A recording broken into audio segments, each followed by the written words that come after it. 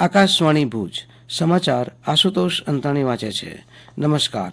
પ્રધાનમંત્રી નરેન્દ્ર મોદી આજે સવારે વિડીયો કોન્ફરન્સિંગના માધ્યમથી સરકારી વિભાગો અને સંસ્થાઓમાં નિમણૂક પામેલા 1 લાખથી વધુ યુવાનોને નિમણૂક પત્રોનું વિતરણ કરશે.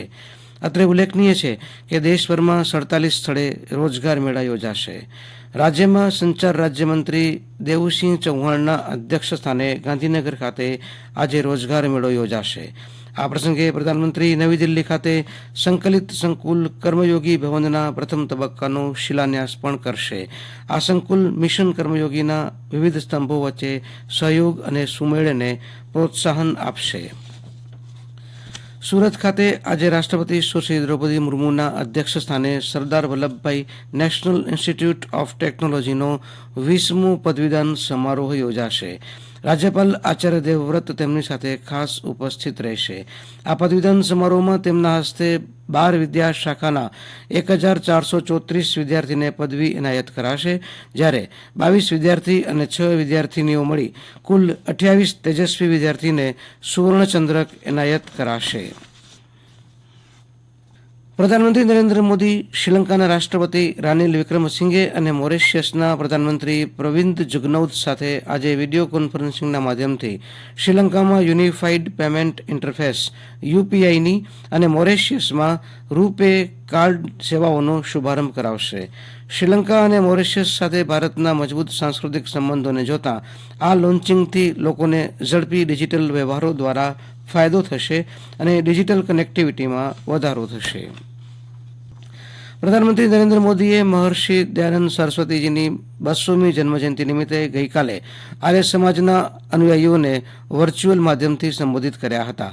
ગઈકાલે ટંકારા ખાતે દયાનંદ સરસ્વતીની જન્મજયંતિ નિમિત્તે ભવ્ય કાર્યક્રમ યોજાયો હતો, જ્યાં તેમને રાજ્યપાલ આચાર્ય દેવવ્રત, કેન્દ્રીય મંત્રી પરસોત્તમ રૂપાલા તથા મહાનુભાવો દ્વારા શ્રદ્ધાંજલિ અર્પણ કરવામાં આવી હતી. રાજ્ય સરકારે ગ્રાહકોની સુરક્ષા તથા તેમના અધિકારો પ્રત્યે જાગૃતિ લાવવા માટે અનેકવિધ પગલાં ભર્યા છે.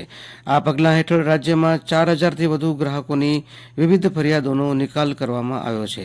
રાજ્ય સરકાર માર્ચ 2024 સુધી ગ્રાહક જાગૃતિ અને સુરક્ષા એકમ તથા તેની અંદર સમાવિષ્ટ કન્ઝ્યુમર હેલ્પલાઇન નંબર શરૂ કરવા જઈ રહી છે, જે થકી રાજ્યભરના ગ્રાહકોની ફરિયાદોનો ઉકેલ લાવવામાં આવશે.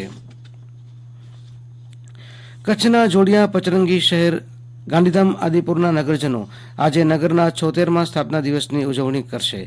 દેશના ભાગલા પછી પાકિસ્તાનથી આવેલા વસાહતીઓ માટે વસવાટ માટે નવી વસાહતની જરૂર ઊભી થતાં કચ્છના પૂર્વ કિનારે નવા નગરનું નિર્માણ થયું હતું. રાષ્ટ્રપિતા મહાત્મા ગાંધીજીની હત્યા પછી તેમના અસ્થિ વિસર્જનનો દિવસ નવી વસાહત માટે નિયત થયો હતો. ત્યારથી 1948થી દર વર્ષે આજે ગાંધીધામ સ્થાપના દિવસની ઉજવણી કરવામાં આવે છે. આદિપુરમાં ગાંધી સમાધિ સ્થળે પ્રાર્થના સહિતના વિવિધ કાર્યક્રમો યોજાશે. અંડર 19 ક્રિકેટ વિશ્વકપની ફાઇનલ મેચમાં ગઈકાલે ઓસ્ટ્રેલિયાની યુવા ટીમે ભારતની યુવા ટીમને 79 રને પરાસ્ત કરી વિશ્વકપ જીતી લીધો છે. ઓસ્ટ્રેલિયાની ટીમે 50 ઓવરમાં 7 વિકેટ ગુમાવી 253 રન કર્યા. ભારતીય ટીમ 174 રન કરી શકી હતી.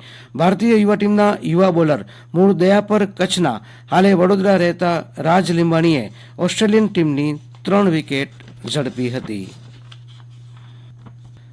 જિલ્લામાં પવનની દિશામાં બદલાવ સાથે છેલ્લા 2 થી 3 દિવસથી ઠંડીનું મોજું ફરી વળ્યું છે. રાજ્યના શીતમથક એવા અબડાસા તાલુકાના મુખ્ય મથક નલિયા ખાતે સતત ત્રીજા દિવસે લઘુત્તમ તાપમાન સિંગલ આંકમાં નોંધાયું હતું, જ્યારે જિલ્લાના અન્ય સ્થળે મહત્તમ તાપમાન 30 ડિગ્રી સેલ્સિયસથી ઉપર રહેતા બપોરના ગરમીનો પ્રભાવ વર્તાયો હતો. હવામાન વિભાગ દ્વારા આગામી 24 કલાક સુધી જિલ્લાના હવામાનમાં કોઈ મોટો ફેરફાર નહીં થાય તેવી શક્યતા વ્યક્ત કરવામાં આવી છે. યાત્રાધામ અંબાજીના ગબ્બર ખાતે આજથી 16મી ફેબ્રુઆરી સુધી શ્રી 51 શક્તિપીઠ પરિક્રમા મહોત્સવ 2024નો પ્રારંભ થશે, જેની પૂર્વ તૈયારીના ભાગરૂપે પરિક્રમા મહોત્સવમાં આવનારા તમામ યાત્રાળુઓ માટે યોગ્ય વ્યવસ્થા કરવામાં આવી છે.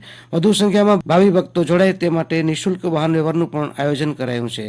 ગબ્બર ઉપરના 51 શક્તિપીઠ મંદિરમાં ફૂલોનું શણગાર કરવામાં આવ્યો છે, જ્યારે 10 મંદિર ખાતે વિશાળ મહાશક્તિ યજ્ઞ પણ યોજાઈ રહ્યા છે. અને આ સાથે આ સમાચાર બુલેટિન પૂરું થયું. નમસ્કાર.